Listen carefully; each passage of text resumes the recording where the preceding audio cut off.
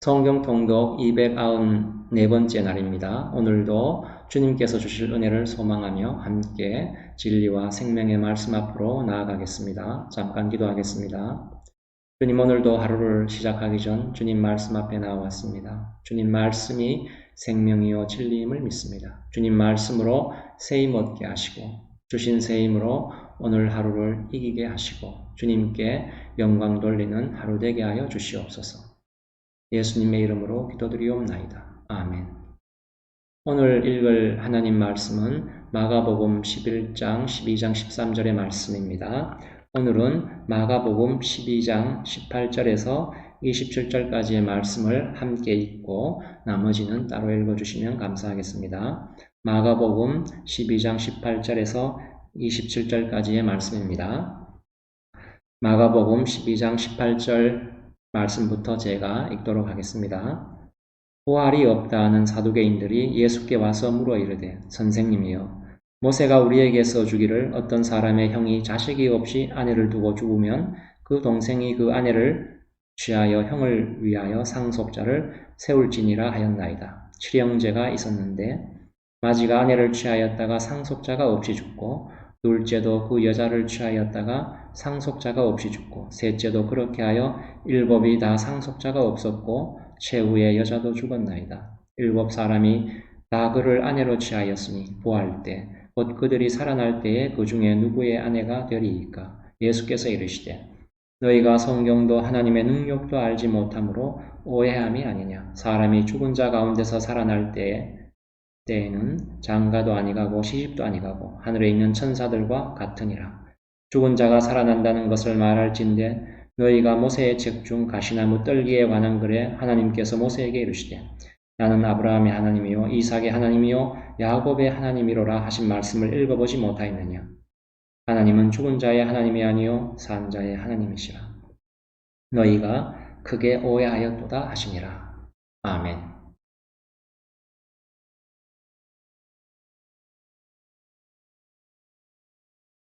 오늘 말씀에서 사두개인들이 부활이 없음을 주장하는데 그 주장의 근거가 뭐냐면 이런 겁니다.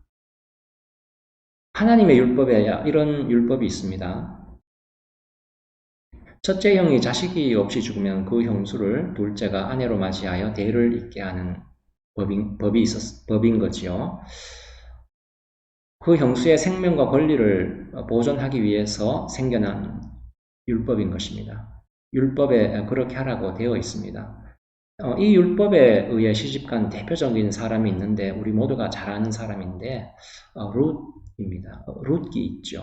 거기 나오는 룻이 보아스와 결혼을 하지 않습니까? 바로 이 법에 의해서 하게 되는데 그래서 이 결혼을 해서 이제 룻이 다윗의 증조 할머니가 되지 않습니까? 오늘 본문에는 사두개인들이 부활이 없음을, 부활은 논리적으로 말이 안 된다, 앞뒤가 안 맞는 거다, 그런 자기들의 주장의 근거로 내세우기 위해 이런 주장을 펼치는데 이런 거죠. 오늘 본문에 칠형제가 있는데 첫째가 죽자 그 형수를 둘째 동생의 아내로 맞이합니다. 둘째도 형수를 아내로 맞이하였다가 일찍 죽어서 또 셋째가 그 형수를 아내로 맞이하고 해서 이렇게 일곱째 마지막까지 그렇게 형수를 아내로 맞이하게 되는데 다 이제 죽게 됩니다. 그래서 사두개인의 주장은 이거죠. 만일 부활이라는 것이 있어서 일곱 형제가 부활하면 그 아내는 누구의 아내입니까? 이런 주장을 이렇게 이제 반문을 하는 거죠. 이 사람의 아내이면서 동시에 저 사람의 아내일 수는 없으니 부활이라는 것은 있을 수 없지 않느냐 이런 주장입니다. 이 사람의 아내이면서 동시에 저 사람의 아내인 것은 그래서 이제 논리적으로 있을 수 없고 또 논리적 모순이다 이거죠. 말이 안 된다는 거죠. 이거하고 똑같죠. 어떤 사람이 서울에 있으면서 동시에 부산에 있을 수 없지 않습니까? 그런 논리를 펴는 겁니다. 논리적 모순이란 앞뒤가 안 맞는다는 거죠. 우리도 누가 앞뒤가 안 맞는 말을 하면 횡설수설한다, 정신 나간 사람이라 그러지 않습니까? 지금 사도계인들이 부활이 있으면 이런 앞뒤가 안 맞는 일이 생겨나니까 부활은 정신 나간 소리다. 부활이라는 게 있으면 논리적으로 말이 안 되기 때문에 있을 수 없다. 그런 주장을 펴면서 부활은 없다라고 주장하는 거죠. 그런데 이런 사두개인의 반응에 대해 예수님이 무슨 말씀을 하시냐면 마가복음 12장 24, 25절에 예수께서 이르시되 너희가 성경도 하나님의 능력도 알지 못함으로 오해함이 아니냐. 사람이 죽은 자 가운데서 살아날 때에는 장가도 아니가고 시집도 아니가고 하늘에 있는 천사들과 같으니라. 하나님은 죽은 자의 하나님이 아니요 산 자의 하나님이시라. 너희가 크게 오해하였도다. 이렇게 말씀하십니다. 한마디로 너희들이 성경도 오해하고 하나님도 오해해서 그런 오해가 생겨난 것이다. 이렇게 말씀하고 있는데 우리가 하나님과 하나님 나라를 우리의 논리나 우리의 어떤 그런 법칙, 상식으로는 당연히 알 수 없겠죠. 우리의 모든 상식과 법칙과 이해를 뛰어넘는 것 아니겠습니까? 대표적으로 이런 게 있죠. 십자가가 왜 하나님의 지혜냐 하면 성경에서는 십자가를 하나님의 지혜라고 하지 않습니까? 왜 하나님의 지혜라고 하느냐 하면은 공의와 은혜는 서로 양립할 수 없는 것입니다. 서로 같이 있으면 모순이 되는 거죠. 그러니까 죄인을 벌하자면 죄인을 벌하게 되면 하나님은 은혜의 하나님이요 사랑의 하나님이라는 것에 위배가 됐고 하나님이 사랑과 은혜가 충만한 사랑의 하나님이다 라고 해서 죄를 벌하지 않고 눈 감아주면 그것은 하나님의 공의에 위배가 되지 않겠습니까? 공의와 은혜는 이렇게 양립할 수 없는 서로 모순된 것인데 하나님이 그것을 십자가로 하나로 묶었다는 거죠. 그래서 서로 모순되고 위배되어 함께 있을 수 없는 것을 함께 있게 했기 때문에 십자가를 하나님의 지혜라고 하는 것입니다. 우리는 예수 그리스도를 믿는 자들 아닙니까? 그런데도 우리는 예수님 믿고 나서도 여전히 죄를 짓지요. 죄를 짓고 있음에도 우리는 여전히 거룩한 자들입니다. 바울이 그리스도인을 부를 때 항상 성도라고 부르거든요. 성도란 뭐냐면은 말 뜻 그대로 거룩한 무리들이란 뜻입니다. 우리가 여전히 죄를 짓고 있음에도 예수 믿는다는 것 하나 때문에 거룩한 존재라는 취급을 받습니다. 이 얼마나 우리 상식에 벗어난 말이겠습니까? 모순되어 보이기까지 하지 않습니까? 그래서 십자가가 하나님의 지혜요, 신묘막측한 지혜라고 하는 것입니다. 오늘 본문에서 나온 것처럼 부활한다면 이 여자가 누구의 아내가 됩니까? 라는 질문이 우리는 그런 질문을 던질 수 있지만 답을 하기는 어렵지요. 그러나 답을 하기는 어려운데 예수님께서 이런 말씀을 하지 않습니까? 그런 물음에 대해서 아까 읽었듯이 성경도 하나님의 능력도 알지 못해서 너희들이 오해한 것이다. 이렇게 하고 있는데 오해하지 않으려고 이해하려고 해도 이해의 깊이와 높이가 달라서 우리의 어떤 그런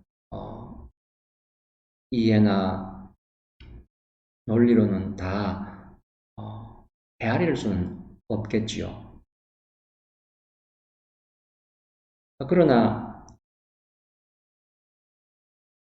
이 신묘막측한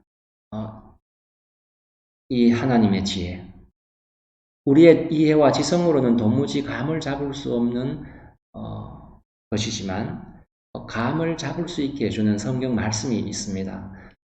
이사야 11장에 보면 이런 말씀이 있는데 우리가 잘 아는 말씀이거든요. 제가 음치어서 노래를 잘 못하지만 한번 여러분을 말씀 듣는 분을 위해서 한번 짧게 불러보면은 사막에 샘이 넘쳐 흐르리라 하고 이런 노래 있죠. 그리고 중간쯤 가서 사자들이 어린 양과 뛰놀고 어린이들 함께 뒹구는 이런 노래 잘 알지 않습니까? 바로 이사야 11장이 그겁니다. 그러니까 하나님의 영과 지혜로 충만한 예수 그리스도가 오시면 하나님의 공의와 하나님의 은혜가 이 땅에 실현이 될 것이다. 이런 예언을 하고 있는 말씀인데, 그래서 예수님이 오시면 11장 5절에 공의로 그의 허리띠를 삼으며 성실로 그의 몸의 띠를 삼으리라. 이렇게 말씀하고 있습니다. 그러니까 공의와 은혜로 이 땅에 공의와 은혜를 실현하러 이 땅에 오시는 분이라는 거죠. 그리고 공의와 은혜가 실현된 하나님의 통치가 이루어지는 하나님의 나라의 모습을 이렇게 표현하고 있습니다. 이어서 제가 아까 노래 부른 그 말씀인데 제가 한번 읽어보겠습니다. 그때에 이리가 어린 양과 함께 살며 표범이 어린 염소와 함께 누우며 송아지와 어린 사자와 살찐 짐승이 함께 있어 어린아이에게 끌리며 암소와 곰이 함께 먹으며 그것들의 새끼가 함께 엎드리며 사자가 소처럼 풀을 먹을 것이며 젖먹는 아이가 독사의 구멍에서 장난하며 젖된 어린아이가 독사의 굴에 손을 넣을 것이라. 그래도 해가 없다는 거죠. 하나님의 나라가 이렇다는데 어떻습니까? 논리적 모순을 일으키는 상황이죠. 사자와 어린아이가 같이 있고 뱀 독사의 굴에 손을 넣어도 안 죽고 하는 그런 모순적인 상황이죠. 어떻습니까? 형수를 7형제가 아내로 맞이해야 하는 그런 모순보다가 어쩌면 더 모순적인 상황 아니겠습니까? 양과 표범, 사자와 송아지가 어떻게 아무 일 없이 함께 있을 수 있겠냐 이거죠. 사자가 소처럼 풀 먹는 것 있을 수 없는 상황 아니겠습니까? 더구나 젖먹이가 독사굴에 손을 넣어도 죽지 않는다고 하죠. 이보다 더한 모순이 또 어디에 있겠습니까? 사자가 양 잡아먹고 독사굴에 손 넣으면 물려 죽는 것은 우리 상식으로는 모순이 되지 않죠. 정상적인 세계죠. 당연한 세계죠. 그런데 이런 세계가 어딥니까? 우리가 사는 세상이죠. 우리가 사는 세상. 이 세상은 돈이 있어야 살지 않습니까? 돈이 아니라 필요한 것을 사거나 얻어내는 능력, 수단이죠. 우리가 필요로 하는 것이 뭐겠습니까? 먹을 것, 입을 것, 자부심, 이런 것 아니겠습니까? 돈을 벌기 위해 취직하는데 사실 내가 어디 취직하면 다른 누군가는 먹고 입고 자부심을 누릴 기회를 빼앗기는 거 아니겠습니까? 그냥 좋은 말로 얼버무리자면 나는 실력과 자격이 되어서 어디 취직했다지만 좀 더 적나라하게 말하자면 빼앗은 것이라고도 할 수 있겠죠. 세상은 실은 남의 것을 빼앗아야 생존할 수 있는 그런 곳이 아니겠습니까? 그래서 세상에는 항상 시기와 싸움과 사륙과 전쟁이 있는 거죠. 자기 안에서 채워지는 것으로는 못 살죠. 남의 것을 빼앗아야 사는 거죠. 그런데 만일 우리가 먹고 입고 자부심을 확보하는 일이 다른 누구의 것을 빼앗아서 채울 필요 없이 우리 내부로부터 채워지는 것이라면 거기에는 사륙도, 전쟁도, 시기도, 질투도 없겠지요. 지금 그 얘기하는 겁니다. 하나님 나라에서는 남의 것을 빼앗을 필요가 없는 것은 내가 필요로 하는 것이 하나님으로부터 오기 때문입니다. 그래서 사자가 양을 잡아먹을 필요가 없는 거죠. 독사굴에 손을 넣어도 아무런 상함도 해함도 없는 것입니다. 남의 것을 빼앗아서 사는 것이 아니기 때문이죠. 어린아이가 독사의 굴에 손을 넣어도 아무 해가 없고 사자와 양이 같이 노는 이런 일이 어떻게 가능하냐 하면 이사야 말씀 아까 그 말씀에 이어서 9절에 보면 내 거룩한 산 모든 곳에서 해됨도 없고 상함도 없을 것이니 이는 물이 바다를 덮음같이 여호와를 아는 지식이 세상에 충만할 것임이니라. 여호와를 아는 지식 때문에 그렇다고 말씀하고 있습니다. 내 거룩한 산 모든 곳, 이곳은 어디겠습니까? 하나님 나라겠죠. 하나님 나라에는 하나님을 아는 지식이 충만함으로 인해서 해함도 없고 상함도 없다는 것입니다. 하나님을 안다는 것, 안다는 것은, 여기서 안다는 것은 상당히 이제 성경에서 중요하게 쓰이면서도 항상 대부분 그런 뜻을 갖고 쓰이는데, 안다는 것은 눈으로 보고 아는 것이 아니라 깊은 관계를 말합니다. 안다는 것 자체가. 깊은 관계를 말하는 거죠. 그래서 요한복음 17장 1절에 이런 말이 나오죠. 우리가 잘 아는 말씀인데 영생은 곧 유일하신 참 하나님과 그가 보내신 자 예수 그리스도를 아는 것이라고 이렇게 나오죠. 영생이란 그리스도를 아는 것인데 아는 것이란 아까 뭐라고 했습니까? 관계라고 했죠. 영생이란 그래서 하나님과의 관계를 말합니다. 그래서 영생이란 다만 시간이 무한하게 이렇게 연장되는 것이 아니라 하나님의 통치에 관한 것인데 하나님의 통치의 핵심이 무엇이냐 할 때 관계라는 거죠. 관계. 예수님이 육체를 입고 한 인격으로 한 사람으로 우리에게 찾아오신 것도 여러 뜻이 있지만 그 중에 가장 중요한 뜻이 뭐냐면은 우리를 동등한 관계의 대상으로 찾아오신 것이라는 것입니다. 이것이 하나님이 우리에게 요구하시는 하나님의 뜻인 것이죠. 이게 바로 기독교의 핵심 중의 핵심입니다. 세상은 아까 어땠습니까? 사자가 양을 잡아먹고 독사굴에 손을 넣으면 죽는 게 세상이었죠. 잡아먹고 죽이고 하는 일이 무엇을 통해 일어납니까? 돈과 힘과 법이죠. 세상이란 힘과 돈과 법으로 돌아가지요. 그런데 다 여기에 쫓겨서 살지 않습니까? 돈이든 힘이든 법이든 우리에게 무언가 요구하고 강요하고 강제합니다. 세상은 어쩌면 우리에게 무언가를 강제로 강요하는 어떤 강제력이라고도 할 수 있겠지요. 그러나 하나님 나라, 기독교 신앙은 하나님의 자발성에 근거하고 있는 것이다. 그 얘기입니다. 하나님이 자발적으로 우리와 대등한 관계를 맺기 위해 예수 그리스도를 사람으로 이 땅에 보낸 것이지요. 세상은 우리를 떠밀고 강제하는 것이지만 하나님은 하나님의 뜻으로, 하나님의 의지로, 하나님의 은혜와 자비로 하나님이 우리를 목적하시고 하나님의 목적이 우리 자신인 거죠.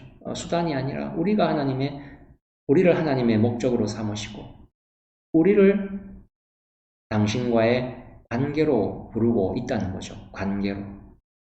이 관계가 뭐라고 했죠? 영생이라고 했죠. 신앙 공동체 속에서는 뜻밖에도 신자끼리는 깊이 친하지 못한 경우가 상당히 많습니다. 깊은 관계가 만들어지기가 쉽지 않지요. 아직까지 사자가 풀을 먹고 독사굴에 손을 넣어도 해함이 없는 관계가 없어서 그런 것입니다. 진심을 얘기하거나 넘어진 얘기를 할 수가 없는 거죠. 했다가는 모든 것이 우리를 강제하는 강제력으로 되돌아오지 않습니까? 믿는 사람이 그러면 돼. 뭐 이런 식으로 말이죠. 우리의 참 멋대가리 없는 모습이기도 합니다. 관계에서 제일 놀라운 그런 관계의 경험을 우리는 사실은 뭐 고등학교 동창 이런 데서 경험을 합니다. 고등학교 동창이 친한 이유가 뭐죠? 거기서 우리는 우리 속을 다 드러내 보일 수 있습니다. 왜 그렇겠습니까? 고등학교 때 별의별 경험이 다 있기 때문이죠. 그래서 우리가 정말로 마음에 깊은 외로움을 느끼고 고민할 때는 목사님께 찾아가지 않습니다. 목사님은 보통의 목사님은 뻔한 얘기를 하지 않습니까? 기도하세요. 십자가를 생각하세요. 그런 건 사실 알고 있는데 도움이 되지 않죠. 사실 외롭고 할 때는 견뎌야 되는 시간인데. 근데 그때 정답을 턱 내놓으면은 기도하세요. 십자가를 생각하세요. 이런 정답을 턱 내놓으면은 그게 정죄가 되죠. 정죄가. 고등학교 친구는 어떻습니까? 고등학교 때 친구는 포장마차로 부르지 않습니까? 진로표 사이다 앞에 놓고 진심을 쏟아놓습니다. 안주는 필요 없죠. 고등학교 친구는 다 받아주지 않습니까? 그리고 뭐 이런 말도 해도 괜찮지 않습니까? 야, 그건 말이야. 옛날에 니도 그랬어. 그건 네가 성격이 더러워서 그래. 그러면 또 친구가 글쎄 그건 또 그래. 그건 뭐 나도 알아. 거기에선 이런 대화들이 술술 그냥 넘어가지 않습니까? 왜 그렇습니까? 관계가 튼튼하기 때문이죠. 내 편이라는 걸 알기 때문에 그렇습니다. 이해되시죠? 그런 걸로 실제적인 관계는 뭡니까? 실제적으로 우리가 경험하는 관계.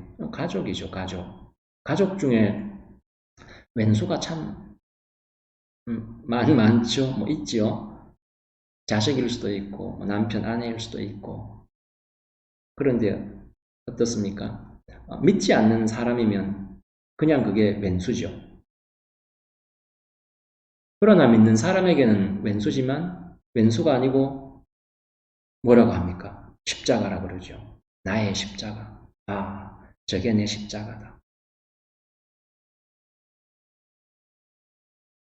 그 관계는 우리의 잘잘못에 의해 생겨난 관계도 아니고 우리가 선택해서 생겨난 것도 아니죠. 관계가 모든 것에 우선합니다. 그리고 그 관계에서 아무도 자유로울 수가 없지요, 또한. 그 관계에서 누가 괴로우면 나도 괴롭고, 거기서 누가 행복하면 나도 행복합니다. 기가 막힌 관계죠. 잘잘못 따지는 관계가 아닌 거죠. 용서가 있고, 이해가 있고, 기다림이 있는 그런 관계죠. 관계가 먼저 있죠. 하나님과의 관계는 더 기가 막힐 것이 당연하겠죠. 영생의 관계니까. 하나님이 자발적으로 찾아와 은혜와 자비와 긍휼로 만드신 관계니까 기가 막히겠죠. 영생은 아까 우리가 본문에서 본 7형제와 한 아내가 부활해서 다 같이 살아나면 대체 누구 아내가 되는 겁니까? 에 대한 대답이 될 수도 있습니다. 영생은 하나님과의 관계라고 했지 않습니까? 관계. 우리가 부활하여 하나님 나라에 있을 때는 하나님과의 관계가 그 어떤 관계보다 가장 근본적인 관계라는 것입니다. 그래서 우리가 하나님 나라에서 이 관계를 온전히 누리며 그래서 또한 하나님과 마찬가지로 영원히 살게 된다는 그런 말씀이죠. 오늘 말씀 12장 25절 이하를 읽어보면 사람이 죽은 자 가운데서 살아날 때에는 장가도 아니가고 시집도 아니가고 하늘에 있는 천사들과 같으니라. 하나님은 죽은 자의 하나님이 아니요 산 자의 하나님이시라. 너희가 크게 오해하였도다 하시니라. 이렇게 예수님께서 말씀하시는데 하나님과 우리가 이런 관계에 있음을 생각해보는, 묵상해보는 오늘 하루가 되시기를 주님의 이름으로 소망합니다.